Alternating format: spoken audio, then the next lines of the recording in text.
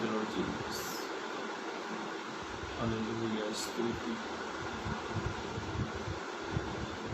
Hallelujah. स्तुति, स्तुति, स्तुति. Thank you, Lord Jesus. Praise the lord. प्रभु के नाम की स्तुति हो, प्रभु के नाम की बड़ाई हो. एक बार फिर मैं मंदुगल प्रभु यीशु मसीह के मधुर मीठे नाम में आप सभी को मेरा प्यार भरा सलाम. और आप इस लाइव वीडियो को आप शेयर भी कीजिए. मैं मेरे दूसरे मोबाइल से शेयर कर रहा हूँ ताकि और भी लोग हमारे साथ जुड़ जाए. और आज हम डायरेक्ट वचन पर हम लोग मनन को करने वाले हैं. डायरेक्ट हम वचन से आज जो प्रभु ने मेरे मन में जो वचन हमने दिया और जिसका पोस्ट मैंने मेरे व्हाट्सएप पे किया था कि धन्य व्यक्ति कौन है, आज हम उसके बारे में मनन करने वाले हैं. तो आप जल्द से जल्द वीडियो को आप शेयर भी कीजिए ताकि और भी लोग हमारे साथ जुड़ जाए. Thank you Lord Jesus. स्तुति स्तुति शुक्र. Hallelujah hallelujah. स्तुति स्तुति.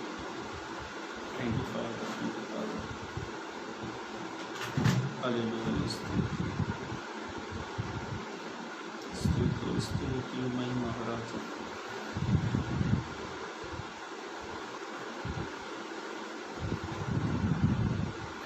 आइए अपनी आंखों को बंद करें. एक छोटी सी शब्दों में प्रार्थना कर कर हम इस प्रार्थना का दावा प्रभु के हाथों में सौंपते हैं. मेरे जीवित मान परमेश्वर पिता, एक बार फिर हम तेरे अनुग्रह के सिंहासन के करीब में आते प्रभु. आज के वचन को आप ब्लेस करें प्रभु. और जितने भी लोग जुड़ते प्रभु, आप अपनी बेटियों पर, अपने बेटों पर, अपने अभिषिक्तों पर आप अपनी दया कृपा करें, उनकी ज़रूरतों को पूरा करें प्रभु. और आज के वचन को आप ब्लेस करते हो, इसके लिए धन्यवाद. अधिक से अधिक लोग जुड़े और आज के वचन से आप उन्हें ब्लेस करें प्रभु. आपने ऐसा किया, उसके लिए धन्यवाद. प्रार्थना प्रभु यीशु के नाम से मांगते हैं, आमीन. Thank you Lord. Praise the Lord. एक बार फिर मैं मंदुगल प्रभु यीशु मसीह के नाम में आप सभी को मेरा प्यार भरा सलाम. और मैंने मेरे व्हाट्सएप ग्रुप में और मेरे फेसबुक ग्रुप में मैंने एक पोस्ट किया था, धन्य व्यक्ति कौन है. धन्य व्यक्ति कौन है, हम उसके बारे में आज पवित्र कलाम से देखेंगे. हमने कई बार अपने माइंड में, अपने दिमाग में एक बात को फिट कर लिया है. हमारी नज़र में कौन धन्य व्यक्ति है, हमने अपने दिमाग में, अपने माइंड में फिट कर लिया है. हम सोचते कि एक धनवान व्यक्ति है कि वो बड़ा धन्य व्यक्ति है. हम सोचते कि हमारे सामने वाले के पास अच्छा धन, संपत्ति, रुपया, पैसा, गाड़ी, बंगला, मोटर, जो भी कुछ है उसके पास, हम उसे क्या अपने दिमाग से, अपने माइंड से उसे क्या ठहरा देते हैं, ये बड़ा धन्य व्यक्ति है, ये बड़ा आशीषित व्यक्ति है. और हमने कई लोगों को ये कहते भी देखा, ये बड़े धन्य व्यक्ति है, देखो इनके पास सब कुछ है, घर, मकान, रुपया, पैसा, ये सारी चीज़ों को देखकर हम एक आदमी को डिक्लेयर कर देते ये बड़ा धन्य व्यक्ति है. जो यहाँ पर बैठे कम से कम वो तो बोलो, ये कौन है, धन्य व्यक्ति है. अक्सर हम घर से बाहर निकलते हैं, हम अन्य जाति के लोगों को भी देखते हैं, उनके पास बहुत सारी सुविधाएं होती हैं, उनके पास अच्छा घर मकान होता है, उनके पास अच्छी अच्छी तरीके से बहुत सारी फैसिलिटी उनको मिलती है. तो हम उसको क्या ठहरा देते हैं, ये बड़ा कौन है, धन्य व्यक्ति है. कई बार होता कि नहीं होता हमारे मन में ये विचार, आपके होता होगा, मुझे तो नहीं मालूम. कभी कभार मेरे मन में भी ये विचार आते हैं कि अब किसी को देखकर क्या बोलते हैं, अरे वाह क्या अच्छा व्यक्ति है, कितना धन्य व्यक्ति है ये. पर क्या आप जानते हैं बाइबल इसके विषय में क्या कहती है? क्या आप सुनना चाहते हैं कि बाइबल किस व्यक्ति को धन्य कहती है? क्या आप सुनना चाहते हैं कि यीशु ने किस व्यक्ति को धन्य कहा, यीशु किसको धन्य ठहराता है? आइए एक वचन को मेरे साथ पढ़ेंगे. लूका रचित सुसमाचार, लूका रचित सुसमाचार की किताब, आप उसका निकाले 11 अध्याय. लूका रचित सुसमाचार उसका 11 अध्याय पद 27 और 28 को पढ़ें. लूका रचित सुसमाचार उसका 11 अध्याय पद 27 पद 28. हाँ, जब वह ये बातें कह ही रहा था, ऐसा पवित्र कलाम में लिखा है, यीशु मसीह एक जगह पर थे, एक स्थान पर थे, एक घर में थे. वहां पर एक बात यीशु कह रहे थे. हाँ, तो भीड़ में से किसी ऐसा लिखा है, यीशु मसीह के पीछे भीड़ रहती थी.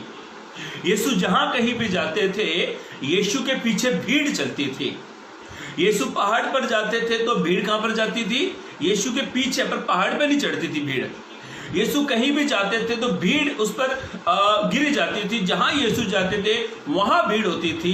पर बाइबल ऐसा कहते, पवित्र कलाम इस प्रकार से कहता है, एक बार यीशु मसीह एक घर में उपदेश दे रहे थे और वहां पर एक भीड़ में से एक स्त्री निकली, एक औरत निकली। एक औरत ने एक बात वहां पर कही, पढ़े। हाँ, किसी स्त्री ने ऊंचे शब्द से कहा, एक स्त्री ने, एक औरत ने यीशु से कहा, धन्य है वह गर्भ। अभी देखो, वो यीशु को धन्य कह रही है। वो क्या कह रही है? यीशु मसीह को धन्य कह रही है। और मैंने स्टार्टिंग में ही बताया था, हम लोग क्या करते हैं, कई लोगों को देखते हैं, अन्य जाति के लोगों को देखते हैं तो हम उसको क्या ठहराते रहे? ये बड़ा धन्य व्यक्ति है ना। उसकी सुविधा को देखकर, उसकी फैसिलिटी को देखकर हम लोग क्या ठहरा देते हैं? उसको धन्य व्यक्ति ठहरा देते हैं। पर एक स्त्री भीड़ में से निकली और ये भीड़ में यीशु से वचन सुनने के लिए भीड़ बैठी हुई थी। वहां से एक स्त्री निकलती है और वो यीशु से कहती है, धन्य है वह गर्भ। अब यीशु मसीह को वो कहती है, धन्य है वो गर्भ। गर्भ का मतलब होता है पेट। जो बच्चा जिस गर्भ में रहता है उसको कहते हैं गर्भ। यीशु को वो कहती है, धन्य है वो स्थान, वो धन्य है वो गर्भ जिसमें तू रहा। देखो, एक महिला को, जब एक बहन को जब बच्चा होता है, उसका बच्चा 9 महीने उसके गर्भ में रहता है, 9 महीना उसके वो पेट में रहता है। और ऐसा कहते हैं, जब बच्चा 9 महीने पेट में रहता है तो बच्चे को जितना भी उसको खाने पीने की चीज़ होती है वो माँ के जरिए बच्चे तक चली जाती है। पर एक स्त्री यीशु को कहती है, धन्य है वो। हालांकि ये स्त्री ने यीशु से कोई गलत सवाल नहीं कहा। इस बात को अब सोच लो, समझो। इस स्त्री ने यीशु को कोई गलत सवाल नहीं कहा है, उसने ठीक कहा है, धन्य है वो गर्भ। कई बार किसी माँ के बच्चे बड़े अच्छे हो जाते हैं, बच्चे बहुत इंटेलिजेंट होते हैं, तो कई बार कहते हैं, बहन आप बड़ी किस्मत वाली हो, आपको इतना अच्छा बेटा मिला। कहते हैं कि नहीं कहते? लोग कहते हैं। कल की बात है, मेरे बेटे का मैंने एक स्कूल में एक एडमिशन कराया। एडमिशन के बाद तो मैं एक भाई से मिलने के लिए गया, तो एक बहन वहाँ पर बैठी थी। वो बहन मुझसे कहने लगी, ब्रदर आपका बेटा बहुत अच्छा है। मैं बोला, मेरे बेटे को आप जानते हो? बोला, हाँ मैं आपके चर्च में आते हैं, हम लोग पीछे बैठते हैं और आपका बेटा ना माइक में इतना अच्छा वचन बोलता है, वो आगे नहीं जाता। मगर वो बोलता है, डैडा अभी कोरोना वायरस है, मैं आगे नहीं जाऊँगा। उसको मैंने पर्सनल उसको माइक ला के दिया, ब्लूटूथ माइक ला के मैंने उसको दिया, तो वो अपने वचन बोला। इतना छोटा बच्चा है, 4.5 साल का बच्चा है, और इतना साफ कीले तरीके से उसने वचन बोलता है। मैं बोला, धन्यवाद बहन। तो कई बार क्या होता है, जब हमारे बच्चे कुछ आत्मिक काम करते हैं तो सारा क्रेडिट किसको मिलता है? पेरेंट्स को मिलता है, माता पिता को मिलता है। अब पर यीशु ने एक बहुत अजीब सवाल है, यीशु ने एक अजीब सवाल इससे कहा। हालांकि इस बहन का सवाल गलत नहीं था। इस बहन ने जो यीशु से कहा वो गलत नहीं कहा। उसने कहा, धन्य है वो गर्भ जिसमें तू रहा। हाँ, और वे स्तन, वो कहता है, धन्य है वे स्तन, हाँ, जो तूने चूसे। जब माँ अपने बच्चे को सीने से लगाती है, उसको दूध पिलाती है, वो कहती है, धन्य है वो स्तन जो तूने चूसे। आगे बढ़े। हाँ, उसने कहा, अभी देखो, दोनों बात उसने, 2 चीज उसने कही। जब एक बच्चा गर्भ में रहता है तो वो कहती है, धन्य है वो गर्भ। और जब वो जो कहते हैं, धन्य, जब तू अपनी माँ का दूध पीता है, वो कहते हैं, धन्य है वो स्तन जो तूने चूसे। ये दोनों बात गलत नहीं है, ये सही है। पर यीशु मसीह इन दोनों को महत्व नहीं देता। यीशु मसीह इन दोनों बात को सही नहीं ठहराता। यीशु मसीह किस बात को सही ठहराता है? अब हम उस वचन के ऊपर फोकस करेंगे। पढ़े। उसने कहा, अब मेरे भाइयों मेरी बहनों, अब ध्यान से सुनना। देखो, 2 सवाल यहाँ पर आए हैं और दोनों सवाल में कोई गलत सवाल नहीं था। दोनों बात उसने बहुत अच्छी बोली। पर यीशु मसीह एक बहुत अच्छी बात कहते हैं जो आज के मसीहों के लिए बहुत काम जरूरी बात है, मेरे लिए भी जरूरी है और आप जो सुन रहे हैं आपके लिए भी जरूरी है। अब यीशु का क्या सवाल आया? पढ़े। हाँ, उसने कहा, अभी ध्यान से सुनो मेरे प्यारे भाइयों मेरी बहनों।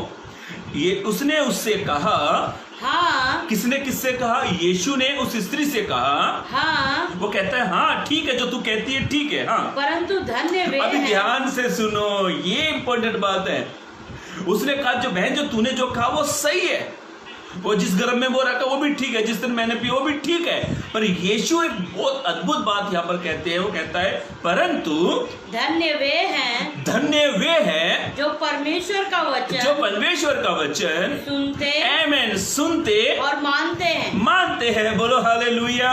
मेरे भाइयों मेरी बहनों, यीशु मसीह उस व्यक्ति को धन्य ठहराता है, यीशु मसीह उस व्यक्ति को आशीषित कहता है, यीशु मसीह उस व्यक्ति को कहता है ये बहुत अच्छा व्यक्ति है, धन्य व्यक्ति है जो प्रभु के वचनों को सुनता और मानता है। बोलो हालेलुया। आप कभी अपने आप को ये मत कहे कि सामने वाला बड़ा धन्य व्यक्ति है, आप कभी अपने आप को ये ना कहे कि सामने वाले के पास बहुत सारी फैसिलिटी है, आप कभी अपने आप को ये ना कहे उसके पास जो सुविधा है मेरे पास क्यों नहीं है। पर आपको प्रभु एक क्रेडिट देता है, आपसे प्रभु आपसे कहता है धन्य वे लोग हैं जो प्रभु के वचन को सुनते और मानते हैं। प्रभु उनको धन्य कहता है। मेरे भाइयों मेरी बहनों, कई बार हमारे माइंड में ये बात बैठी हुई है, कई बार हमारे दिमाग में ये बैठी हुई है। हम किसी धनवान व्यक्ति को देख लेते हैं, एक किसी बड़े से बड़े इंसान को हम लोग देखते हैं जो धनवान व्यक्ति है, हम उसको देखकर कहते हैं अरे कितना अच्छा व्यक्ति है, अरे कितना धनवान व्यक्ति है। और मैं आपसे कहना चाहता हूँ आप उस धनवान से भी बड़े हैं, आप उस धनवान व्यक्ति से भी बड़े हैं, क्योंकि यीशु ने कहा धन्य वे हैं जो वचन को सुनते और मानते हैं। प्रभु उसको धन्य कहता है। देखो यीशु मसीह ने गर्भ को धन्य नहीं ठहराया। वो कहता है ठीक है, जिस गर्भ में मैं था, जिस पेट में मैं रहा वो ठीक है, जो दूध मैंने पिया वो भी ठीक है। पर प्रभु क्या कहता है, और एक जगह एक वचन में भी लिखा हुआ है, एक यीशु मसीह एक जगह पर प्रचार कर रहे थे, तो यीशु मसीह से एक व्यक्ति ने कहा कि यीशु से कहा कि तेरी माँ और तेरा भाई तुझसे मिलने आया है।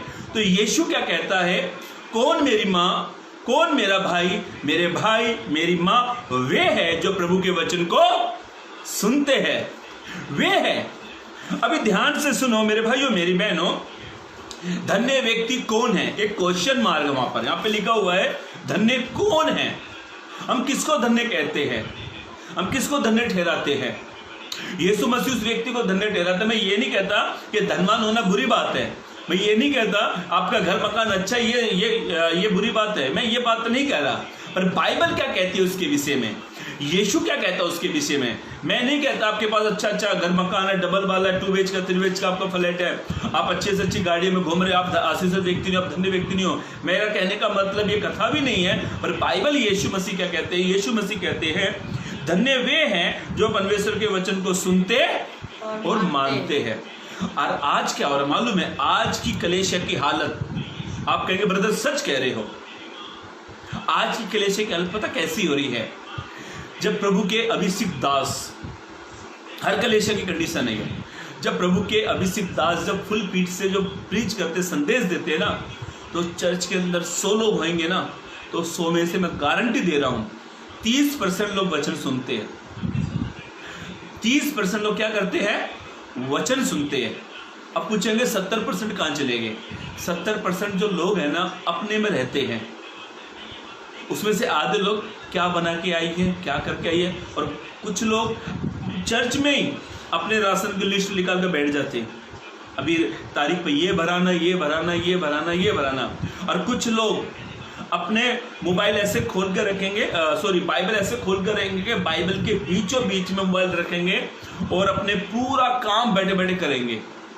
इसका मतलब क्या है, वो वचन को नहीं, वो प्रभु को आदर नहीं दे रहे। बाइबल क्या कहती है, यूहन्ना 1:1 में आदि में वचन था और वचन परमेश्वर के साथ था, और वचन कौन था, परमेश्वर ही था। वे किसको आदर नहीं दे रहे हैं, परमेश्वर को। मैं वचन को नहीं कह सकता, मैं परमेश्वर को कह रहा हूं। वे परमेश्वर को आदर नहीं देते।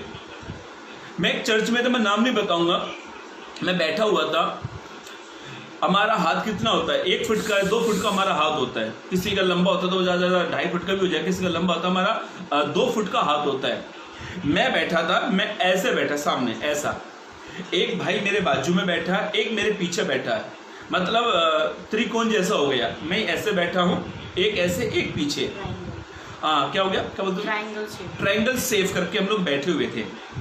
मैं क्या देख रहा था, और प्रभु के दास बड़ा अच्छा प्रचार कर रहे थे, तो पीछे वाला भाई अपने मोबाइल को खोलकर व्हाट्सएप उसने ओपन किया पीछे वाला भाई अपने पीछे वाले को पूछता है, how are you, good morning, praise the Lord, पीछे वाले से। और मैं सच बता रहा हूँ, उनका जीवन उनके साथ, अगर मैं सच बता रहा हूँ, ये बात झूठ होगी तो प्रभु मेरा न्याय करेगा, मैंने खुद मेरी आंखों से देखा। तो पीछे वाला रिप्लाई देता है, आई एम फाइन, काम अच्छा चल रहा है। वो पीछे वाला बोल रहा है, पार्टी कभी देगा। मतलब ये सब इनमें चल रहे आपस में चैटिंग। हाँ अच्छा, मेरी वाइफ ने बताया चैटिंग चल रही है। लड़का लड़की करे तो एक अलग बात, लड़के लड़के चैटिंग आपस में मैंने देखा। और बीच में एक भाई और आ गया, तो बीच में दूसरे वाला भाई उसका मोबाइल लेकर उसका वो बराबर तो उसको टाइपिंग नहीं आ रहा, वो बीच वाले एक भाई और आ गया, वो भी बैठा। और मैं ये सब नजारा अपनी आंखों से मैंने देखा। तब मेरे मन में एक बात आई, मैं सच बता रहा हूं, प्रभु हर एक बात का न्याय करेगा, इसमें कोई दोहराई नहीं है, कोई शक नहीं इस बात के ऊपर। तब मेरे मन में एक ज़हन में एक बात आई, यार ये प्रभु का वचन क्यों नहीं सुन रहे। तब मेरे मन में एक बात आई, ये धन्य नहीं है, वे व्यक्ति धन्य नहीं है। प्रभु ने कहा धन्य वे हैं जो प्रभु के वचन को सुनते हैं। और एक चर्च में, मैं यही उल्लासनगर में एक तो चर्च में गया, मैं एक चर्च में मुझे प्रचार के लिए बुलाया, तो मैं बैठा हुआ था, तो आराधना चल रही थी, मैं खड़ा हो गया था, आराधना चल रही थी। एक भाई ने राशन की लिस्ट निकाली, वहाँ पे मैं साफ लिखा, थोड़ा बहुत मैंने भी देखा, वहाँ पे लिखा 15 किलो आटा, 4 किलो शक्कर, सोसाइटी चाय 150 ग्राम, 50 ग्राम जीरा, ये पूरी लिस्ट। मैंने कुछ नहीं उसको कहा, पर क्योंकि मैं कह नहीं सकता, कई बार क्या होता है, कुछ लोग किसी के शब्दों को नहीं सुनते, कई लोग तो पासवानों के भी नहीं सुनते, तो हमारे जैसे को कौन सुनेगा। ध्यान से सुनो मेरे भाइयों मेरी बहनों, प्रभु ने कहा कि जब हम कलेशिया में आते ना, मालूम है भीड़ वचन की इतनी भूखी प्यासी थी, भीड़ जो थी ना परमेश्वर का वचन सुनने के लिए यीशु पर गिरी जाती थी। यीशु झील के किनारे थे और गन्नसर झील के पास में थे, जब वचन सुनने के लिए भीड़ आई तो यीशु देखे जब भीड़ इतनी बढ़ने लगी तो यीशु पतरस की नाव पर बैठ गए, भीड़ नाव पर खड़े होकर उपदेश देने लगे। मत्ती 5, मत्ती 6, मत्ती 7, ये 3 जो चैप्टर है ना, ये पहाड़ी उपदेश है। 5 के पहले पद में लिखा जब भीड़ इतनी हुई तो यीशु मसीह पहाड़ पर चढ़ गए। 8 के वचन के पहली लाइन पढ़ते तो ऐसा लिखा जब यीशु पहाड़ से नीचे उतरे तो भीड़ कहां पर मिली, नीचे ही मिली, क्योंकि वे वचन के भूखे और प्यासे थे। कई लोग क्या होते हैं, वचन के प्रति इतने गंभीरता उनके अंदर रहती है। पहले के जो टाइम के जो क्रिश्चियन थे, पहले के टाइम के जो मसीह थे ना, उनके अंदर वचन की भूख प्यास थी। आज हम कितना वचन को आदर दे रहे हैं। और मैं तो ऐसा कहूँगा, वो वचन को नहीं कह रहे, वो प्रभु का अनादर कर रहे हैं। मैं ये नहीं कहता आप अपने दोस्तों से हेलो हाउ आर यू करो, यस करो, पर उसका भी एक समय है, चर्च खत्म होने के बाद करो। मैं भी कई बार ऐसा करता था, मैं कोई दूध का दूल्हा नहीं हूँ, मैं भी कई बार ऐसे करता था, पर मैंने सब बंद कर दिया। कई बार कोई भाई प्रचार करता तो मैं मेरी बाइबल खोल लेता हूँ, तो मैं कोई ब्रदर हमारे चर्च में कोई लोग भजन सीधा बोलते तो मैं कई बार अपनी बाइबल खोल लेता हूँ, सामने वाले का सुनता रहता हूँ, तो मैं मेरा प्रचार लिखने बैठ जाता हूँ। तो एक्चुअली मैं भी गलत करता हूँ, पर मैंने पहले इसको स्टॉप कर दिया। अब कोई भी हमारे चर्च में भजन बोलता है या प्रचार करता है, मैं अब उसको सुनने लगा। ये गलत था, ये कोई मैं वचन लिखना जो मैं प्रचार लिखा वो गलत नहीं था, पर उस समय मुझे प्रभु के वचन को सुनना है, क्योंकि वचन परमेश्वर है, हम परमेश्वर को आदर देना चाहिए। मान लिया जाए आपके घर में कोई बड़ा बुजुर्ग इंसान आ जाए, एक अनुभव व्यक्ति आ जाए आपके घर में, कोई बड़ा बुजुर्ग व्यक्ति आ जाए, यदि कोई बड़ा बुजुर्ग व्यक्ति हमारे घर में आता है और हम उसको सम्मान नहीं देते हैं, आदर नहीं देते, तो वो क्या दोबारा घर में आएगा आपके? नहीं आएगा। और 10 लोगों को और जाके बोलेगा उसके घर के लोगों में बिल्कुल भी अक्ल नहीं है, समझ नहीं है। अरे बड़ा बुजुर्ग को आदर देना चाहिए, आदर। और आज के जितने भी बुजुर्ग लोग हैं ना, वे आदर चाहते हैं। पहले के टाइम के ज़माने में 90, 70 या 60 के आसपास में जितने बड़े बुजुर्ग होते थे ना, पहले के लोग जब कोई बड़ा बुजुर्ग आता था तो उसको देखकर वो जगह को छोड़ देते थे, उसको सम्मान देते थे, बिठाते थे। अब आते हम कलेशिया के प्रति। कलेशिया में, चर्च में हम प्रभु को कितना आदर दे रहे हैं, हम कितना उसके वचन का सम्मान कर रहे हैं। अब बाइबल में बहुत सारी बातें धन्य व्यक्ति के बारे में, पर आपके सामने चंद बातें आपके सामने रखना चाहता हूँ। देखो, यीशु ने अपने उपदेश क्यों दिए, यीशु ने अपने वचन क्यों दिए। एक वचन पढ़ो, भजन संहिता 119, भजन संहिता 119 उसका 4 पद पढ़े। भजन संहिता 119 उसका 4 वचन। तूने अपने उपदेश इसलिए दिए यीशु मसीह अपने वचनों को, अपने संदेश को इसलिए देता है कि वे यत्न से माने। वे यत्न से मतलब होता है फुर्ती से, जल्दी से माने। यीशु मसीह अपने वचन को इसलिए हमारे बीच में देता है अपने सेवकों के जरिए। देखो कई लोग क्या करते हैं, किसी सेवक को आदर नहीं देते हैं, ठीक है, पर आप वचन को आदर दो। मैं ये नहीं कहता सेवक है, सेवक 2 गुना आदर के योग्य होते हैं, पर वचन को आदर दो। कई लोग क्या करते हैं, पासवान को आदर देते, वचन का आदर नहीं देते। मैं ये नहीं कहता पासवान को आदर मत दो, यस उनको आदर दो, क्योंकि वे 2 गुना आदर के योग्य है। बाइबल ऐसा कहती है, प्रभु ने अपने उपदेश इसीलिए दिए कि वे यत्न से माने जाए, फुर्ती से माने। देखो पेंटिकोस्टल के दिन जब पतरस ने प्रचार किया तो 3000 लोगों के हृदय परिवर्तन हुए, 3000 लोगों के हृदय परिवर्तन हो गए। बाइबल ऐसा कहती है, प्रेरितों के काम के वचन में लिखा हो, प्रेरितों के काम 2:42 में, वे प्रेरित होते शिक्षा पाने और प्रभु भोज करने और संगति करने। ये मेल मिलाप, ये एक संगति के प्रति भूखे प्यासे थे। पहले के टाइम के लोग वचन के प्रति बड़ी गंभीरता उनके अंदर थी, वे वचन सुनना चाहते थे। और मैंने कई लोगों को देखा है जो वचन के प्रति बड़े गंभीर रहते हैं। कई लोगों को मैंने देखा। अब हम अपने बारे में बात करते हैं, हम कितना प्रभु के वचन के प्रति गंभीरता हमारे अंदर है।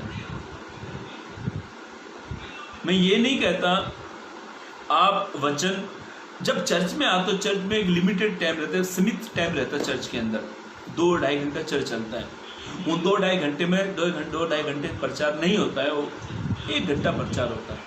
1 घंटे या आधा घंटा आप प्रभु के वचन को आदर दो। मेरे भाइयों मेरी बहनों, अब जब वो वचन को नहीं सुनते तो हमारा विश्वास नहीं बढ़ता है। कई लोग कहते हैं मैं विश्वास में बड़ा कमजोर हूं, मेरा विश्वास नहीं बढ़ रहा। अब विश्वास तो तभी बढ़ेगा ना जब वचन सुनेंगे। एक वचन पढ़ लो, रोमियो की किताब उसका 10 अध्याय पद 17 पढ़ो, बड़ा छोटा सा वचन है। रोमियो की पत्री 10 अध्याय 17 पद को पढ़े। हाँ, विश्वास सुनने से। अभी विश्वास कैसे आएगा? सुनने से। हाँ, और सुनना मसीह के वचन से होता है। आमीन। वचन को जब आप सुनते हो ना तो हमारा विश्वास में ग्रोथ होता है। हमारा विश्वास कैसे होता है? बढ़ता है। कई लोग वचन सुनने के टाइम में उठना, हाँ, कई लोग इतने ऐसे हो रहे एक्टिंग, कई लोग तो इतने अच्छे, इतना प्रभु के दास बड़ा कहते हैं पवित्र आत्मा उतर रही है, देखो प्रभु का काम। कई लोगों को इतना होता है कि आराम से सोते हैं। एक उठना, वचन, हाँ, अरे यार रात की नाइट की ड्यूटी मैंने की, अभी सुबह नींद आ रही है सो। और कई लोग तो पता क्या कहते हैं, चर्च में बड़ी शांति है, चर्च में आओ शांत सो जाओ। कई लोग तो वचन को इस प्रकार से कहते हैं, फिर बोलते बाजू वाले को, ये वचन क्या था? वचन क्या तूने नहीं पढ़ा? मेरी आंख लग गई थी, मैं सो गया था। वारे विश्वासी, ऐसा लिखा है, विश्वास को बढ़ाने के लिए वचन से विश्वास बढ़ता है। वचन जब सुनेंगे तो हमारे विश्वास में ग्रोथ होगा, बढ़ेंगे। देखो आप फ्रिज लेकर आते हो, फ्रिज जब आप लेकर आते हो ना तो फ्रिज को कैसे यूज किया जाता है, कैसे चलाया जाता है, उसके साथ एक किताब मिलती है। वो किताब आपको बताती है बरसात में कितना टेम्परेचर रखना है, गर्मी में कितना रखना है और ठंड में कितना रखना है ना। वैसे ही हमारे विश्वास को बढ़ाने के लिए प्रभु ने अपने वचन लिख के दिए हैं। ये पवित्र आत्मा से भरे हुए वचन है। हर एक चीज की, आप कोई भी सामान ले लो, उनके साथ एक छोटी सी किताब मिलती है, उसको कैसे चलाया जाएगा। फ्रिज को ले लो या कोई वॉशिंग मशीन ले लो, उसमें कितना पानी भरना है, कौन से बटन से कपड़े घूमेंगे, कौन से बटन से पानी को आउट करना है, कौन से पानी को, ऐसा वो सिस्टम रहता है। और उसको चलाने के साथ एक किताब मिलती है। वैसे ही प्रभु ने हमें आत्मिक जीवन में बढ़ने के लिए पवित्र कलाम को हमारे हाथ में दिया है। मेरे भाइयों मेरी बहनों, मैं वचन ऐसा कहता है, कई लोग विश्वास में चल नहीं पाते। क्या कारण है? पढ़े एक वचन और याकूब की पत्री उसका पहला अध्याय पद 22 को पढ़े। याकूब पहला अध्याय पद 22। याकूब की पत्री पहला अध्याय पद 22 को पढ़े, जल्द से जल्द पढ़े, एक ही वचन, एक ही बात। परंतु वचन पर चलने वाले बनो। अभी बाइबल वचन पे चलने वाले बनो। चलने वाले का मतलब बाइबल पे मत चलो, वचन को सुनकर अपने जीवन में फॉलो कर। यदि वचन का चलने वाले का मतलब होता है, यदि आपके पास एक संदेश आया, प्रभु ने कहा तुम्हारा हृदय पवित्र आत्मा का मंदिर है, तुम इसे गंदा मत करो, तो हमने इस वचन को सुना और अपने जीवन से सारी गंदगी को निकाल दिया। इसका मतलब होता है चलना। मान लिया जाए आप ड्रिंक करते हैं, आप शराब पीते हैं, या कोई सिगरेट पीता है, कोई गुटखा खाता है, अलग अलग सेवन करते हैं, और आपको चर्च में या कलेशिया में किसी ने आपको संदेश दिया कुरिन्थ की पत्री से कि तुम्हारा हृदय जो है, तुम्हारा दिल जो पवित्र आत्मा का मंदिर है, और आपने इस वचन को क्या किया, सुन लिया। ध्यान से सुना, बहुत अच्छी बात बता रहा हूं। वचन पर चलने का मतलब आपने वचन को सुन लिया और ये वचन आपके हृदय से कहता है कि भाई आपका हृदय जो ना, आपका दिल है ना, बुराई से भरा है, नशे से भरा है, और आप क्या करते हो, वचन को सुनकर सिगरेट, गुटखा, तम्बाकू, गांजा, दारू, शराब, ये सारा नशे का क्या करते हो, सेवन को छोड़ देते हो। इसका मतलब है कि आप वचन को सुनकर उस पर चल रहे हो। समझे मेरी बात? हाँ, आगे बढ़े। और केवल सुनने वाले ही नहीं, अभी सुनने वाले नहीं जो अपने आप को धोखा देते हैं। कई लोग क्या करते हैं, वचन को सुनते हैं पर चलते नहीं है। उसका मतलब क्या करते हैं, अपने आप को क्या कर रहे हैं, धोखा दे रहे हैं। मेरे भाइयों, मेरी बहनों, मेरे पास इतना समय नहीं है क्योंकि 7:30 बजे मैंने चालू किया था, 8 बज चुके हैं और पहली बात पे इतना समय हो गया। पर ध्यान से सुनो, बाइबल क्या कहती है, पवित्र कलाम इस प्रकार से कहता है। आज का विषय था धन्य व्यक्ति कौन है। धन्य व्यक्ति यीशु ने कहा, बहुत सारी वचन है, बहुत सारे धन्य के बारे में, बहुत सारे पुराने नियम से लेकर नए नियम तक वचन, हम कुछ वचन पर हम लोग फोकस करें, ध्यान दे रहे हैं। आप ये भी मत सोचे कि मैं मसीह में हूँ, मेरे पास अच्छा धन, गाड़ी, मकला, घर, मकान सब कुछ है। आप ये मत सोचे कि मैं धन्य नहीं हूँ, पर यीशु हमें कुछ बात बताना चाह रहे हैं। धन्य व्यक्ति कौन है? पहली बात, यीशु ने कहा धन्य व्यक्ति वे है जो परमेश्वर के वचन को सुनते हैं, वे धन्य व्यक्ति हैं। दूसरी बात, अब पढ़े मत्ती रचित सुसमाचार 5 अध्याय पद 6 को पढ़े। मत्ती रचित सुसमाचार उसका 5 अध्याय पद 6 को पढ़े। धन्य वे हैं। अभी दूसरी बात यीशु कहते हैं, धन्य वे हैं जो धर्म के भूखे और प्यासे, जो धर्म के भूखे और प्यासे हैं, क्योंकि आगे पढ़े, वे तृप्त किए जाएंगे। कोई भी इंसान जब उसे भूख लगती है, कोई भी इंसान को जब भूख लगती है तो वो खाने की खोज करता है ना, फ्रिज को खोलता है, कुछ है या नहीं है, वो खा पी के क्या हो जाता है, अपने आप को तृप्त हो जाता है। बाइबल कहता है, पवित्र कलाम कहता है, धन्य वे हैं जो धार्मिकता के भूखे और प्यासे हैं। अभी धार्मिकता का मतलब क्या है? जो कलीसिया के प्रति भूखे प्यासे, जो वचन के प्रति भूखे प्यासे है, जो चर्च में जाने के लिए तड़पते हैं, कब संडे आएगा, कब हम प्रार्थना में जाएंगे, कब हम प्रार्थना करेंगे। अभी ये लॉकडाउन के समय जब चर्च बनते ना, तो कई लोगों ने उस चीज को महसूस किया। मेरी वाइफ भी कहती थी कब चर्च को लेके, वो उसको भी महसूस होता था, मुझे भी महसूस होता था।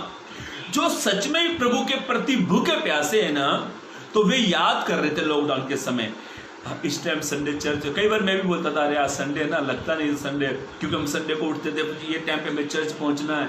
ये सारे काम, ये सारी चीज़ें हमें याद आ रही थी। ये 7-8 महीना के अंदर कई लोग याद करते थे, अब ये टाइम पर चर्च खुलता था, ये टाइम पर आराधना होती थी, ये टाइम पर हम हाथ उठाते, ये टाइम पर भजन सीधा बोला जाता था, ये टाइम पर बच्चे गवाहियाँ देते थे, ये टाइम पर प्रचार किया जाता था। हम क्यों ऐसा करते थे? क्योंकि हम धार्मिकता के भूखे और प्यासे थे।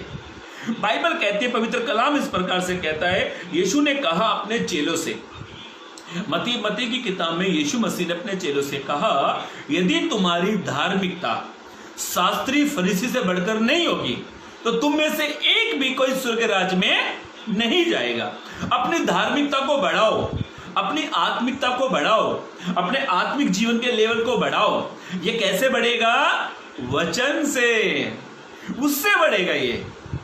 मेरे भाइयों, मेरी बहनों, मैं जल्द से जल्द आगे बढ़कर समाप्त करूंगा। अभी दूसरी बात, यीशु ने कहा धन्य वे हैं जो धार्मिकता के भूखे और प्यासे हैं।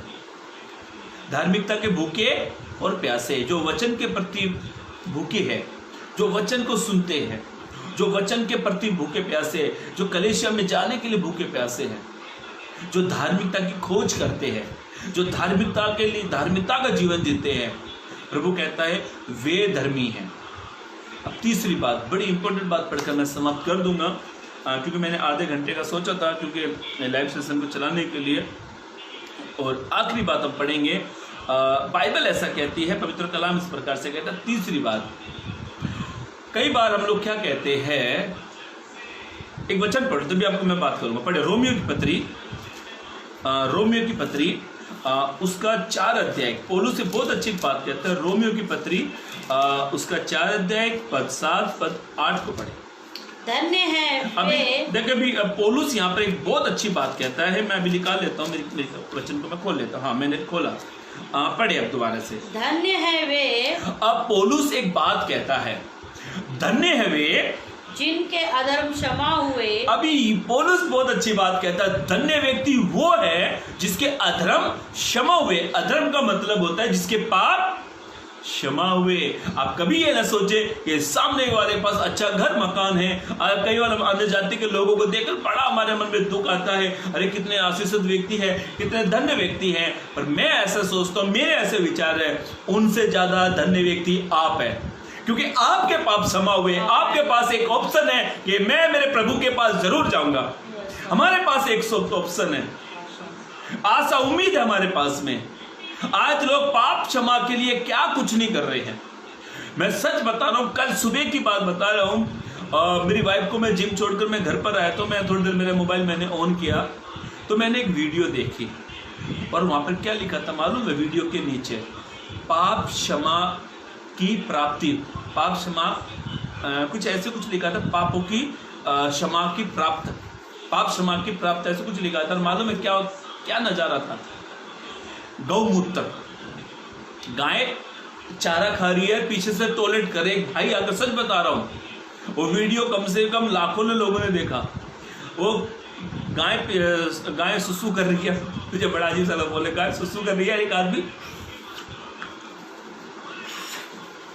ओहो धन्य हो गया। इससे धन्य नहीं होते हैं। कई लोगों ने ऐसे विचार बना लिए हैं कि मैंने यात्रा कर ली है, मैंने बाल मुंडवा लिए हैं, मैंने ये कर लिया है, मैं ये कर रहा हूं, मैं वो कर रहा हूं, मैं इससे धन्य हूं। इससे धन्य नहीं है। यीशु ने कहा, पौलुस ने कहा, धन्य वो व्यक्ति है जिसके अपराध क्षमा किए। आप सबसे अच्छे व्यक्ति हैं, आप सबसे धनवान व्यक्ति हैं, आप सबसे धन्य व्यक्ति हैं, क्योंकि आपके अधर्म यीशु मसीह ने 2000 साल पहले कलवरी क्रूस पर वे क्षमा कर दिए हैं। ये धन्य व्यक्ति हैं। आगे बढ़े, बहुत अच्छी बात लिखी है। और जिनके पाप ढापे गए, अभी जिसके पाप ढापे गए, धन्य है वो मनुष्य। अभी ध्यान से सुने, एक वचन और पढ़े, मुझे स्मरण आया, आप पढ़े। परमेश्वर पापी न ठहरे। नहीं, एक वचन और है, ये वचन हाँ मिला, भजन संहिता 32:1 पढ़े, बहुत अच्छा वचन है। भजन संहिता 32 अध्याय पद पहला पढ़े। हाँ, भजन 7 का जो वचन है ना, ये उससे मिलता है, पढ़े। हाँ, पढ़े वापिस से।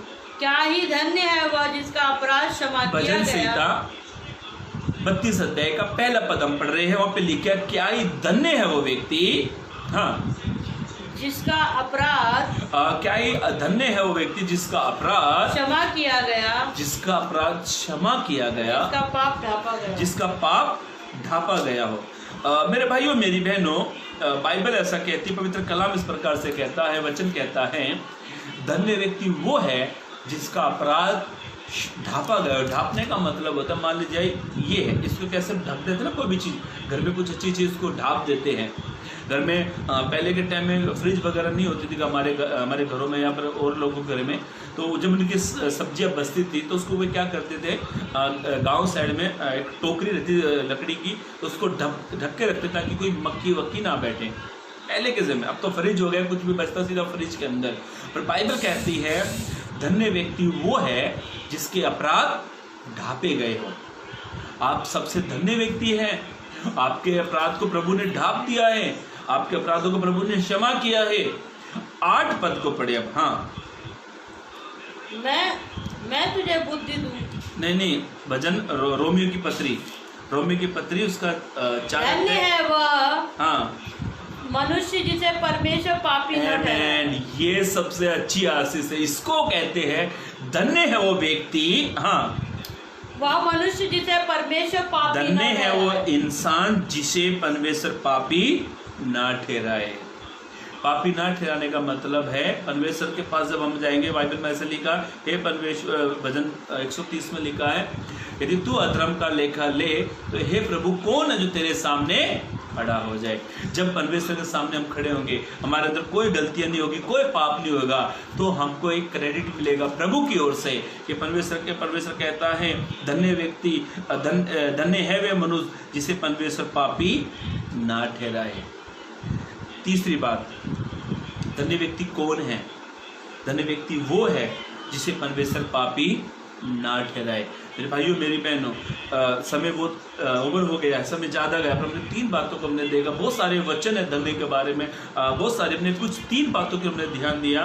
पहली बात, ध्यान से सुनना, आज का विषय था धन्य व्यक्ति कौन है।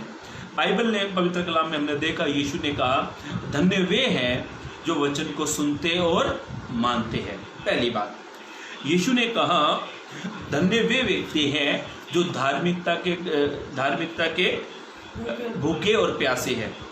धन्य व्यक्ति वो है।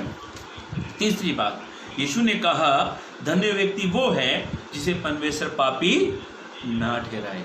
तो मेरे भाइयों मेरी बहनों, बस आप प्रभु के वचन को, जब भी आप चर्च में जाते हैं, कलीसिया में जाते हो, तो आप अपने आप को कभी अपने आप को निराशा ना कहे, अब कभी अपने आप को अकेला ना समझे, कभी अपने आप को ये ना कहे मैं धन्य नहीं हूँ। आप सबसे धन्य व्यक्ति हैं, क्योंकि परमेश्वर आपके पापी ना ठहराएगा, क्योंकि परमेश्वर ने आपके पापों को क्षमा कर दिया है। जब कलीसिया में जाते हो तो वचन को बड़े ध्यानपूर्वक सुनो, जब चर्च में जाते हो तो वचन को आदर दो, क्योंकि वचन कौन है?